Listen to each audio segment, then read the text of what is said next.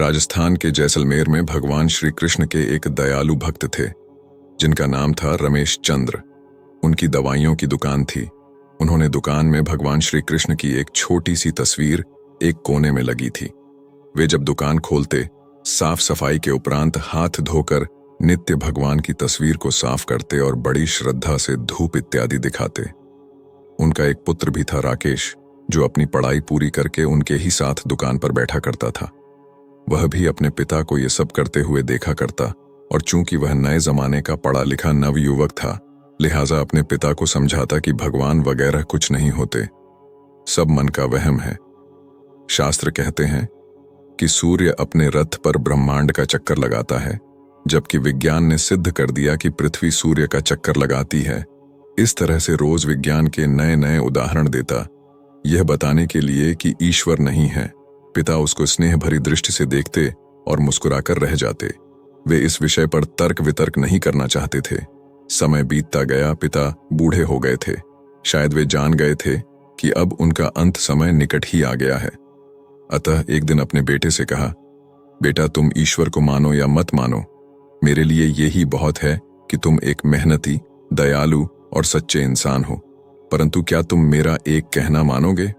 बेटे ने कहा, कहिए ना पिताजी, जरूर मानूंगा। पिता ने कहा, बेटा मेरे जाने के बाद एक तो तुम दुकान में रोज भगवान की इस तस्वीर को साफ करना, और दूसरा, यदि कभी किसी परेशानी में फंस जाओ तो हाथ जोड़कर श्री कृष्ण से अपनी समस्या कह देना। बस मेरा इतना कहना मान लेना। पुत्र ने स्वीकृति भर दी। कुछ ही दिनों के बाद पिता का देहांत हो गया। समय गुजरता रहा। एक दिन बहुत तेज बारिश पड़ रही थी। राकेश दुकान में दिन भर बैठा रहा और ग्राहकी भी कम हुई। ऊपर से बिजली भी बहुत परेशान कर रही थी। जाती तो घंटों अंधेरा पसर जाता। तभी अचानक तेजी से एक लड़का भीगता हुआ दुकान में आया और बोला, भैया ये दवाई चाहिए, मेरी माँ बहुत बीमार है। डॉक्टर ने कहा, ये दवा तुरंत ही 4 चम्मच यदि पिला दी जाए तो ही माँ बच पाएगी। क्या ये दवाई आपके पास है? राकेश ने पर्चा देखकर तुरंत कहा, हाँ ये है। लड़का बहुत खुश हुआ और कुछ ही सेकंड में पैसे देकर दवा लेकर चला गया। परंतु ये क्या? लड़के के जाने के थोड़ी ही देर बाद राकेश ने जैसे ही काउंटर पर निगाह मारी तो पसीने के मारे बुरा हाल था, क्योंकि अभी थोड़ी देर पहले ही एक ग्राहक चूहे मारने की दवाई की शीशी वापस करके गया था।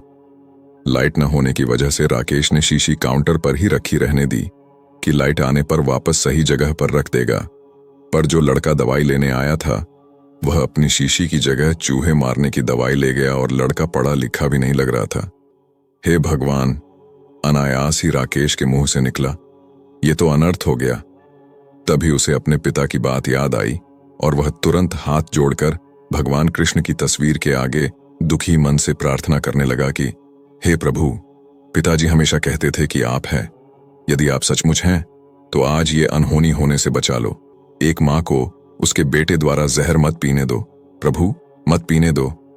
भैया, तभी पीछे से आवाज आई, भैया कीचड़ की वजह से मैं फिसल गया, दवा की शीशी भी फूट गई, कृपया आप एक दूसरी शीशी दे दीजिए। भगवान की मनमोहक मुस्कान से भरी तस्वीर को देखकर राकेश की आंखों से झरझर आंसू बह निकले। आज उसके भीतर एक विश्वास जाग गया था कि कोई तो है जो यह पूरी सृष्टि चला रहा है। प्रेम और भक्ति से भरे हृदय से की गई प्रार्थना कभी अनसुनी नहीं जाती। यही है करुण पुकार जिसको ईश्वर कभी अनदेखा नहीं करते।